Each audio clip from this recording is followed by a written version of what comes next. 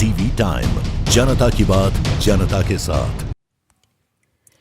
मेहसाणा में शादी की चाहत रखने वाले युवकों के लिए लाल बत्ती का मामला उजागर। गुजरात के मेहसाणा एसपी हिमांशु सोलंकी की सतर्कता से लुटेरी दुल्हन का पर्दाफाश। शादी की चाहत रखने वाले युवकों के लिए एक लाल बत्ती की घटना। वो गिरोह जो शादी का मजाक बनाता है। मेहसाणा पुलिस ने 16 बार शादी करने वाली लड़की और उसके दलाल समेत 4 लोगों को गिरफ्तार किया। शादी के कुछ समय बाद ही दुल्हन ने अपने दोस्तों की मदद से दुल्हन को लूट लिया और उसके पैसे और गहने लेकर फरार हो गई। शादी से पहले ही युवक के परिवार से लाखों रुपए ले लिए गए। अहमदाबाद का राजेश ठक्कर नामक एक दलाल एक ऐसे युवक की तलाश में था जो शादी करना चाहता हूँ। चांदनी ठाकुर और रश्मिका पांचाल नाम की 2 युवतियों की बार बार शादी कराई गई। गिरोह ने 18 अलग अलग युवकों से शादी करने और 52 लाख रुपए वसूलने की बात कबूल की है। लुटेरी दुल्हन और उसके साथियों ने शादी कर ली है। अहमदाबाद से चिराग सोनी की रिपोर्ट।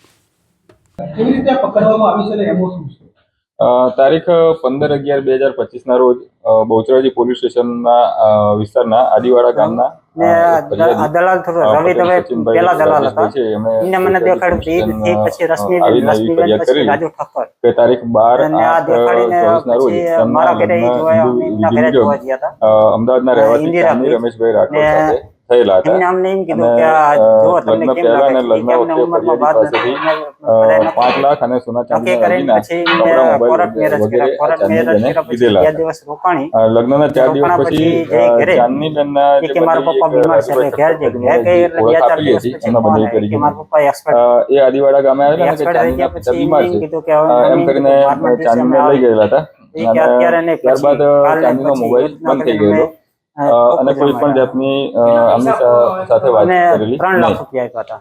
તેથી ફરિયાદીને શંકા ઉપજતા એમણે રાજુભાઈ ઠક્કરનો જેમણે 11,000 રૂપિયા કપડા બનેવી તરીકેની ઓળખ આપેલી અને મેરેજ વખતે પૈસા પણ લીધેલા હતા।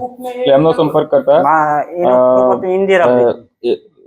આ જે આખું કાવતરું છે એ ખુલ્લું પડેલું એમને ગલ્લા તલ્લા કરતા ખબર પડી કે ભાઈ આની અંદર કઈ એમની સાથે છેતરપિંડી થયેલી છે। આવી ફરિયાદ એમણે આ અંગે ફરિયાદ કરવાની વાત કરતા રાજુભાઈ તરફથી બળાત્કારના કેસમાં અથવા અન્ય કેસોમાં ફિટ કરી દેવાની પણ એમની સાથે ચર્ચા કરેલી। ટોટલ 5,57,000 જેટલી રકમ જે છે એ આમની પાસેથી લીધેલી હતી। આ અંગે બહુચરાજી પોલીસ દ્વારા વધુમાં તપાસ કરવામાં વધુ તપાસ કરવામાં આવેલી અને બહુચરાજી પોલીસ સ્ટેશન તરફથી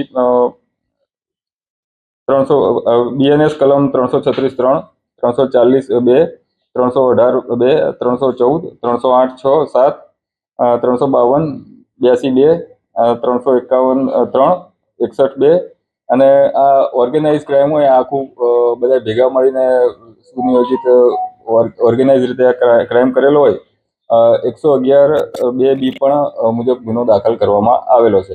આ અંગે વધુ તપાસ કરતા એવું જાણવા મળેલ કે આ જે આરોપી ચાંદની છે જેના અન્ય વ્યક્તિ સાથે લગ્ન કરતી હતી એ ચાંદનીએ ટોટલ 18 મેરેજ કરેલા છે અને દરેક જગ્યાએથી અલગ અલગ રકમ લીધેલી છે અને ત્યારબાદ ત્યાંથી ફરાર થઈ ગયેલા છે।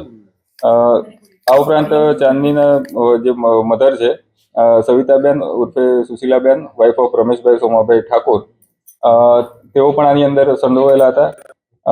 અન્ય એક રાજેશકુમાર જીવણભાઈ મોહનભાઈ ઠક્કર જે દલાલ તરીકેનું કામ કરતા હતા અને અલગ અલગ જગ્યાએ અલગ અલગ પોતાની ઓળખ આપતા હતા એમના બનેવી તરીકેની પણ એમણે ઓળખ આપેલી છે તે પણ આખું નેટવર્ક ચલાવતા હતા।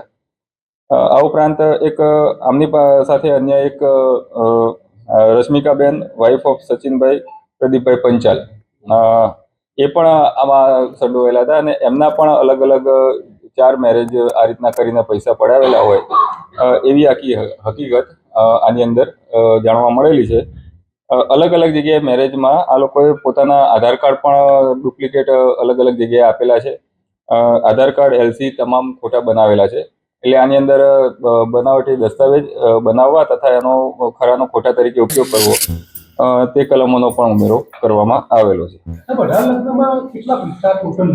અંદાજિત જે રકમ છે આ તમામ મેરેજમાં એનો આંકડો આશરે 52 લાખની આસપાસ થાય છે અને સોના ચાંદીના દાગીના પણ આની અંદર સામેલ છે.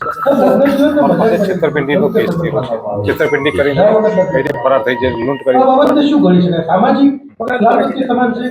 આ આખું જે ક્રાઇમ આ ઓર્ગેનાઇઝ ક્રાઇમ જ છે અને આ પૈસા પડાવવાના ભાગરૂપે જ આખું કાવતરું કરવામાં આવ્યું એ સ્પષ્ટપણે અમારી પાસે છે. અને એક બે વખત કોઈ જગ્યાએ કોઈ મનમેળ ના થયો હોય, તૂટ્યા હોય એ અલગ વસ્તુ છે, પણ 18 જે કરવામાં આવેલા છે ડોક્યુમેન્ટ પણ આપવામાં આવેલા છે અને ખોટી ઓળખ પણ ઘણી જગ્યાએ આપવામાં આવેલી છે. ક્રાઇમ જ છે. જતા રહે, પાછા આયા પછી સ્વિચ ઓફ કરી દીધા, કોન્ટેક્ટમાં આવતા નથી. કરું છું આજે છેલ્લા ખાસ તો ફેરવતો છું. મેરેજ એવી વસ્તુ છે કે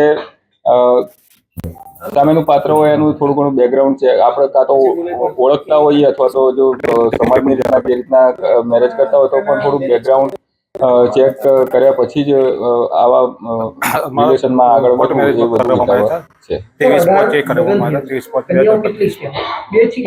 અત્યારે હાલ 2 કન્યાઓ અને એક અન્ય પણ કન્યા વિગતો થોડી મળેલી છે, પણ એની હજી થોડી તપાસ બાકી છે.